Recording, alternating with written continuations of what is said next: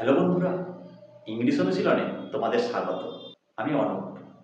গ্রামারে এমন কিছু টপিক আছে যেটা ক্লাস 5 থেকে শুরু করে মাধ্যমিক, উচ্চ মাধ্যমিক, এমনকি চাকরির পরীক্ষাতেও পিছু ছাড়ে না।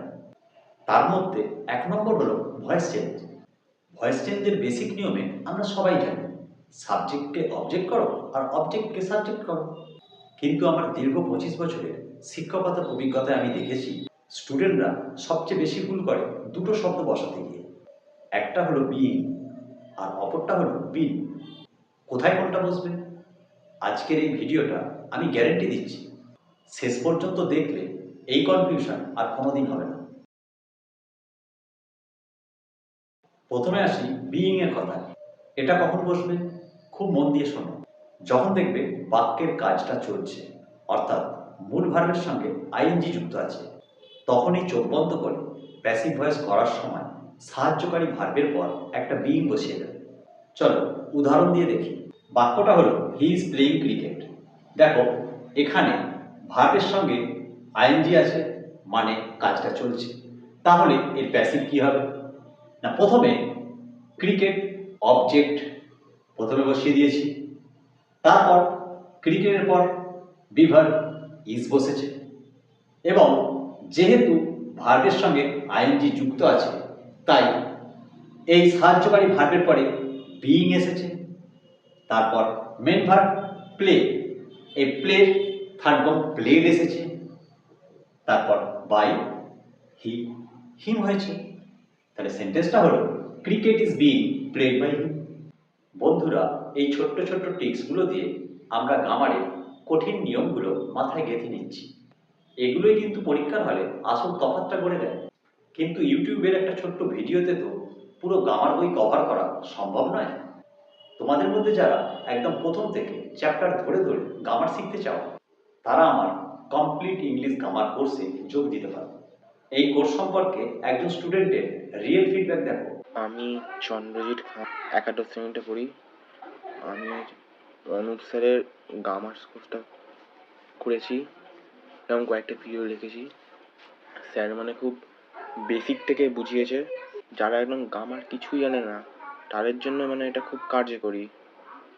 তাই আমি বলতে চাইছি, যারা গ্রামার শিখতে চাইছে তারা এই কোর্সটা এবার নিয়ে দেখো। খুব ভালো কোর্স। এটা মানে তোমরা গ্রামার থেকে বেসিক থেকে 0 to হিরো হয়ে যাবে।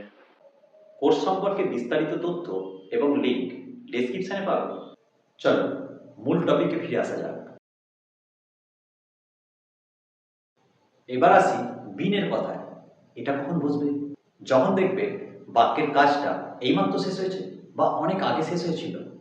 এটা চেনার সবচেয়ে সহজ উপায় হলো অ্যাক্টিভ ভয়েসে হ্যাভ, হ্যাজ বা হ্যাড থাকবে, তবে প্যাসিভ করার সময় ঠিক এরপরে একটা বিন বসিয়ে দিতে হবে। চলো আগের উদাহরণটাই একটু বদলে দিই। ধরো বাক্যটা আছে হি হ্যাজ প্লেড ক্রিকেট, তাহলে এখানে আইএনজি নেই, বরং হ্যাজ আছে। তাহলে একে প্যাসিভ কীভাবে করবো? তাহলে প্রথমে ক্রিকেট অবজেক্টটাকে সামনে আনি, তারপর হ্যাজ, আর হ্যাজ থাকলে বিন বসবে, তাই বিন বসিয়ে দিলাম। তাহলে সেন্টেন্সটা কি হলো? না, cricket has been played by him. তাহলে শর্টকাট টিপটা কি দাঁড়ালো? খাতায় নোট করে নাও। দেখো, ভার্বের সাথে আইএনজি থাকলে প্যাসিভে বিইং হবে, আর হ্যাভ, হ্যাজ, হ্যাড থাকলে প্যাসিভে বিন হবে। এটুকুই। আশা করি কনসেপ্টটা পুরো ক্লিয়ার। এবারে তোমাদের জন্য একটা ছোট্ট হোমওয়ার্ক। দেখো, 1 নম্বর বাক্য she is drawing a picture, 2 নম্বর বাক্য she has drawn a picture. তোমরা এটাকে প্যাসিভ করলে কোন বাক্যে বিইং বসবে আর কোন বাক্যে বিন বসবে এখনই কমেন্টে জানাও। আমি প্রত্যেকের কমেন্ট চেক করব কিন্তু। ভিডিওটা ভালো লাগলে একটা লাইক করো কিন্তু। আর গ্রামারে নিজের ভিত শক্ত করতে ডেসক্রিপশন বক্সে দেওয়া আমার কমপ্লিট ইংলিশ গ্রামার কোর্সের লিঙ্কে ক্লিক করে কোর্সটা আপন করে নাও। বন্ধুদের সঙ্গে ভিডিওটা শেয়ার করো, আর ইংলিশ অনুশীলন চ্যানেলকে সাবস্ক্রাইব করে বেল আইকনটা প্রেস করে রেখো। দেখা হচ্ছে পরের ভিডিওতে। ভালো থেকো।